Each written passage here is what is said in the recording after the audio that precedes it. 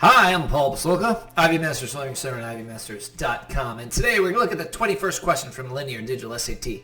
Test 1, Module 2, number 21 reads, the absolute value of 4x minus 4 equals 112. What is the positive value of x minus 1?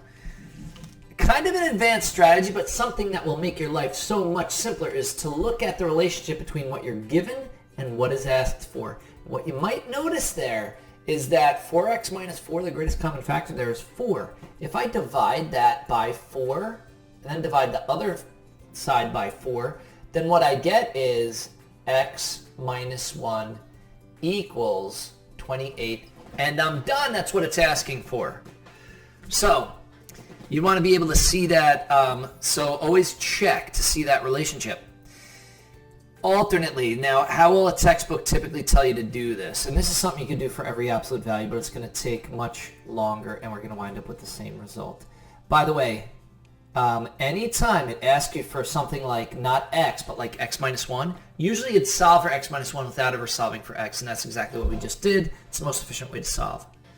Textbook will tell you to do it like this. This is two equations. It's 4x minus 4 equals 112. And it's also 4x minus 4 equals negative 112. The logic behind it is, if you get a 112 inside the parentheses, then absolute value of 112 is 112. If you get a negative 112 inside the parentheses, absolute value of negative 112 is 112. That's why you could set it equal to 112 and equal to negative 112. Now, you could probably see that this one over here is going to be negative. If you do, there's no reason to solve for it. It's asking for the positive value, so that's why I saw that if I divide both sides by 4, I'm going to have a positive value as a result. But if you do waste your time doing this, you add 4, you add 4. This cancels. You get 4x equals negative 108. Divide 4, divide 4. Then you get x equals 27. It's actually negative 27.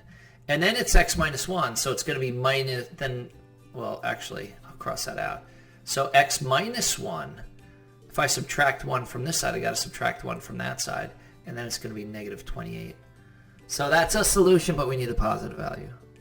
Here, if I add 4 and add 4, this cancels, get 4x equals 116. Divide 4, divide 4. And then you get x equals 29.